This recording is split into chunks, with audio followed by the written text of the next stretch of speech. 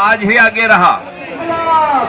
अगर आप समझेंगे कि इस देश को आजाद कराने में हमारा योगदान कितना है, राजगुरु सुखदेव भगत सिंह ये ओबीसी के भाई थे, ऊधम सिंह कंबोज ओबीसी के थे, राव तुलाराम जिनके नेतृत्व में 2000 यादव गुजर गए, जिनकी उनकी हत्या हुई, वो ओबीसी के थे।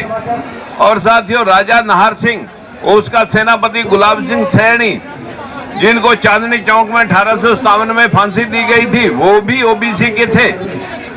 और अगर आप धन सिंह कोतवाल, जिसने 600 क्रांतिकारियों को हवालात से रिहा कर दिया था, उसके परिवार के लोगों को फांसी दी गई थी, वो भी ओबीसी के थे। अगर सुभाष चंद्र बोस की बात करेंगे, कायस्थ जाति से, वो भी ओबीसी के थे।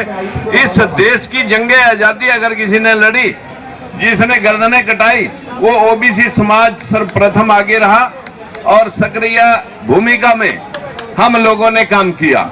लेकिन आजादी के बाद हम लुप्त क्यों हो गए, इसके ऊपर आज शहीदों को नमन करने के लिए हमारे कितने प्रोग्राम, कितने बार कपड़े उतार करके हम यहाँ अपना गला फाड़ करके जा चुके हैं।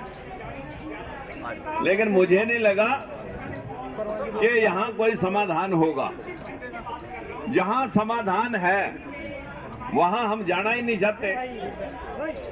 आपके पीछे मैंने 3 बार अपनी राजनीतिक बलि दे दी। जब आपसे भेदभाव हुआ, मैं बंसीलाल की सरकार में, ओम प्रकाश चौटाला की सरकार में, दोनों सरकारों में मंत्री रहा। आपके साथ हुआ भेदभाव देख करके दोनों सरकारों से विरोध किया। विरोध में मुकदमे झेले। मुकदमे झेलते झेलते जो लोग हमारे साथ भेदभाव बरत रहे थे, शोषण हमारा कर रहे थे, उनको जेल की हवा खानी पड़ी और 10-10 साल तक जेल में रहे।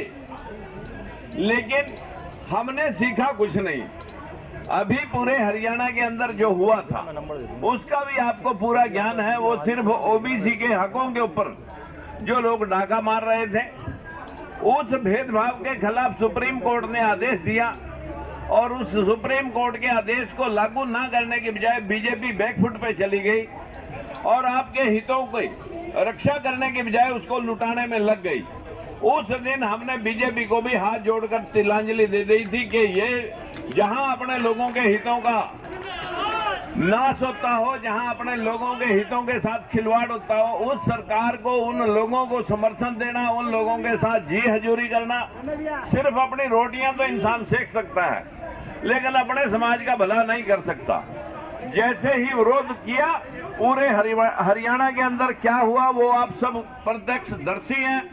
वो सिर्फ बैकवर्ड क्लासेस के हितों के साथ जो खिलवाड़ हुआ, उस खिलवाड़ के बदले में मैं कह सकता हूं, साथियों, मुड़ करके उस पार्टी की तरफ नहीं देखा और ना मेरा राजनीतिक क्षेत्र है, ना मेरा राजनीतिक कार्यक्रम इस प्रकार का है कि मैं वहां पर राजनीति सिर्फ अपने रोड पेट भरने के लिए करता हूं। भगवान ने बड़ी दया कर रखी है। बेजमीन घर में पैदा होकर के, जिसके पास एक बिस्वा जमीन, एक इंच जमीन भी नहीं थी, आज 10,000 बच्चों तक की बड़ी स्टील इंडस्ट्री आपकी दुआ से मैं रन कर रहा हूं और उसमें 10,000 के करीब बच्चे जो है ना लोग काम करते हैं। वहीं से पैसे लेके आपकी लड़ाई लड़ता रहता हूं। उम्मीद करता हूं कि जहां हमारी मानसिक गुलामी है, हमें राम और श्याम में बांट करके, हमें धर्म की फीम चढ़ा करके, हमें धर्म की फीम की वजह से इस्तेमाल किया जा रहा है मित्रों।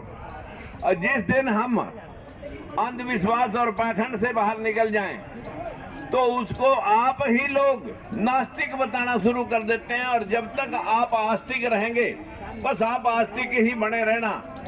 आपको कोई भी हक अधिकार जो संविधान से मिलने थे, वो हक अधिकार हमने उनकी तरफ हाथ बढ़ा के ही नहीं देखा। भाई हनुमंता जी के पीछे मैं वहां बॉम्बे तक गया, वहां भी एक ओबीसी का प्रोग्राम था।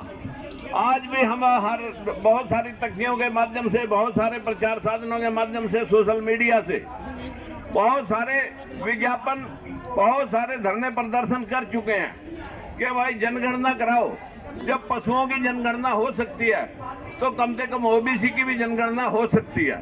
लेकिन जनगणना हो भी गई तब भी कौन सा आपने पैर उठाने हैं।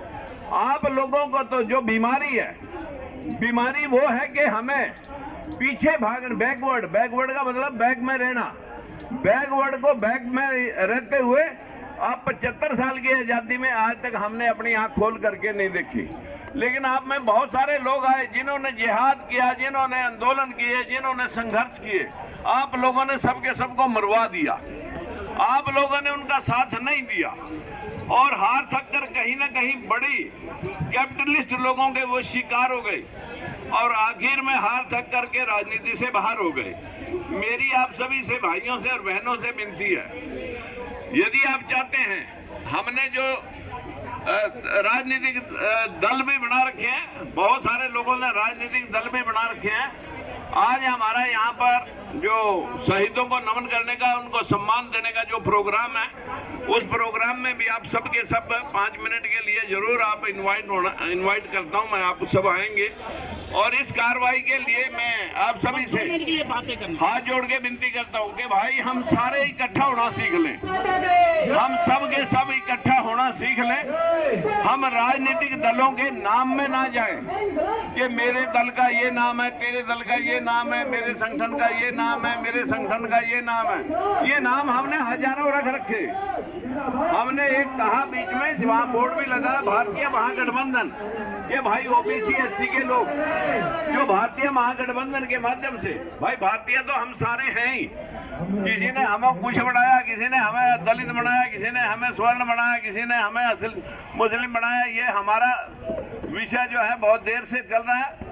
मेरी आप सभी से हाथ जोड़ के विनती है, यदि हम चाहते हैं कि हमारा कल्याण हो तो हम सबसे पहले अपने अपने नेताओं को, अपने अपने संगठन के ओहदेदारों को, सभी को इकट्ठा होकर के काम करने की जरूरत है। और इस काम करने की जरूरत के साथ साथ आज भारतीय जनता पार्टी इतनी ताकत हासिल कर चुकी है जो आपके बूते के, आपकी लड़ाई आपके बूते के बस के अंदर नहीं आती। लेकिन अगर हम इकट्ठे होकर के लड़ेंगे तो मैं दावे से कह सकता हूं कि हम इस भवसागर को पार करके दिखाएंगे और इनको इनकी असलियत से जो है ना अवगत करा करके इनको इनके स्थान पर पहुंचा के दिखाएंगे। आप सभी से मेरी हाथ जोड़ के विनती है कि हम सब अपने अपने नेताओं को लेटेस्ट अपडेट पाने के लिए हमारे चैनल क्लाउड न्यूज को अभी लाइक करें, सब्सक्राइब करें और बेल आइकन दबाना बिल्कुल ना भूलें।